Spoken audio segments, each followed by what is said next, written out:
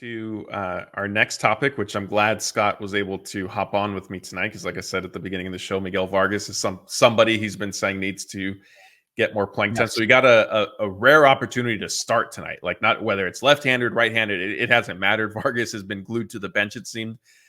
He definitely made the most of it, hit a home run, also had a single, even made a nice catch running down the line in foul territory in left field, which was good to see because it's been a little bit of an adventure for him out there as he's learned the new position, and he's obviously inexperienced.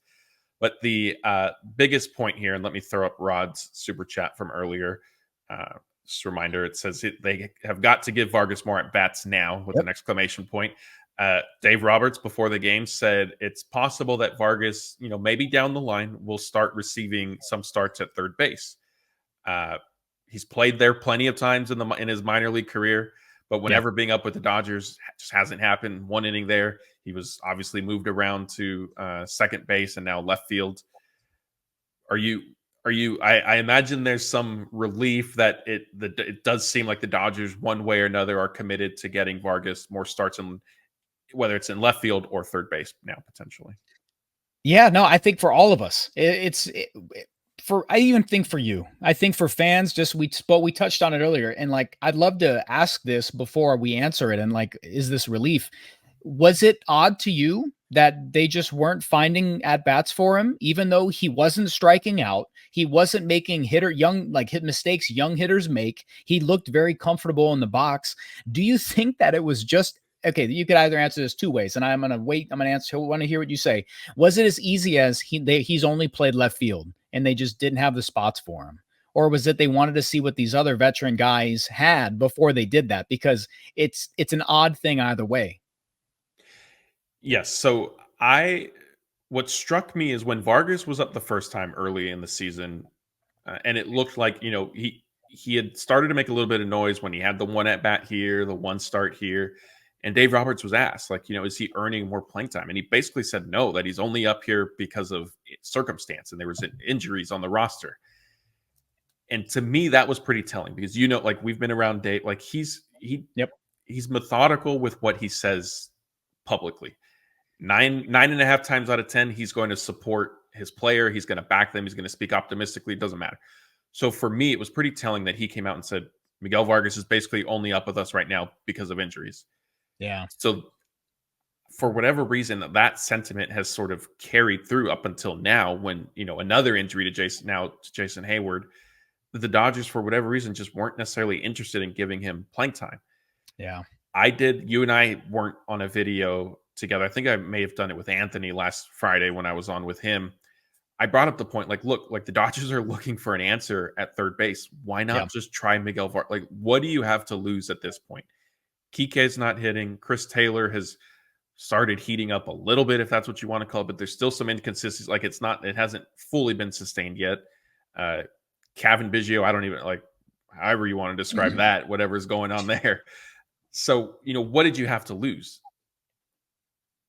It's my I think that in I'm with you on the third base thing. I saw the clips today, and it's kind of looks like he has to start from the fundamentals again. And it is. Everybody's got to understand that when you place a major leaguer, you say, all right, you're out of the infield. You're not doing anything. He logged no innings in AAA anywhere other than left field. And other than that, he was just DH.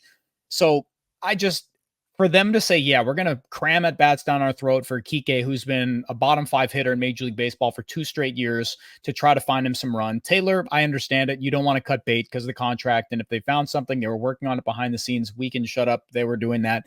And that was their plan. They don't have to tell us anything. So, but it was just weird that someone who was hitting, who has played infield beforehand, I don't know why you wouldn't just play Taylor in left field, play Kike in left field or the outfield when they are better out there.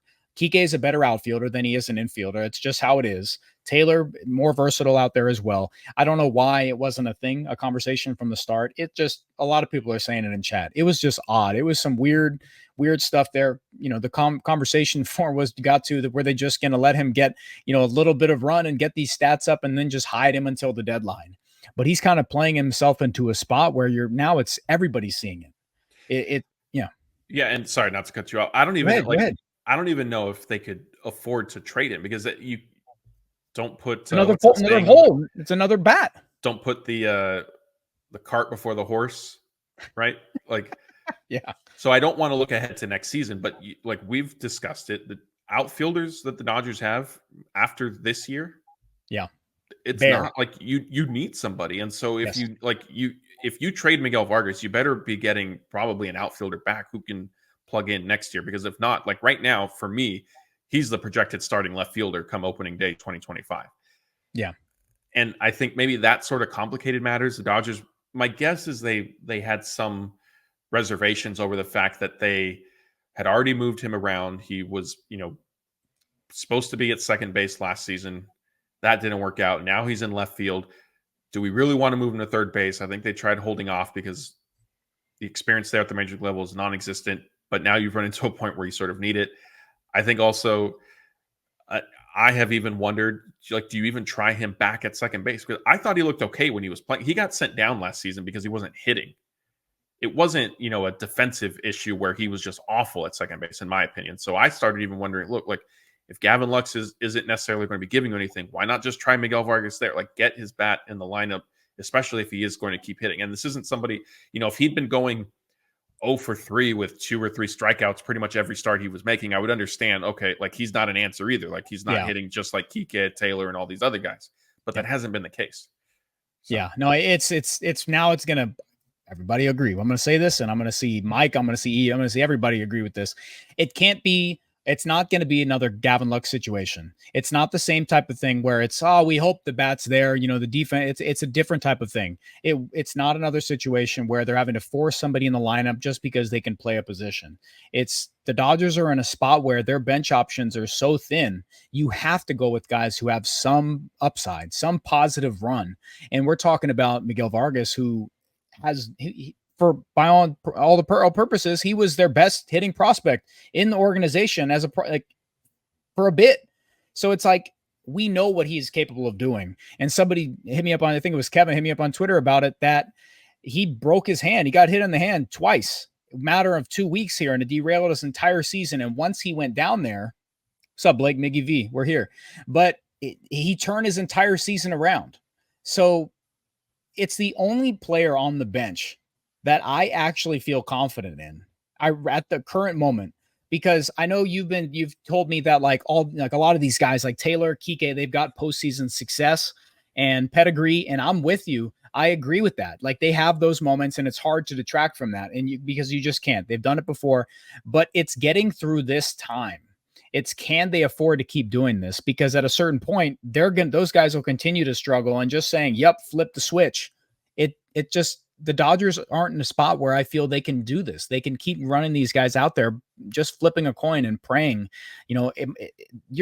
For these guys, the ones that are struggling, it's like an 8-sided, die. Like, you have to land on one spot for it to click right, with how many pieces they're trying to get right on that bench. Because with Hayward out now you completely lack a lefty, like a righty killer. You're relying on Kevin Biggio, Gavin Lux to be those guys, and you need somebody. Without James Outman up, who knows what he's going to do? If he's a 4A ball player, that's just what he is. But now we're talking about, there's just no surefire thing. And Miguel Vargas is the closest thing we have to somebody who's been consistent while he's been up in the major leagues this season. So they have to find run. I don't care where he's playing. We're fortunate to have Ohtani, but they have to find at-bats for Miguel Vargas, whether it's at second base, third base. Gavin Lux can't keep seeing the field just because he can be a second baseman. It's just, I'm not going to say it's unacceptable, but it would be really poor decision-making for them if Miguel Vargas would just sit on the bench with as good as he's looked just because Gavin Lux can play second base. And I think that's where I know that's might be an overreaction. It might be too much considering where they're at, but Miguel Vargas is earning more playing time, and they have to give it to him. Yeah, no, I think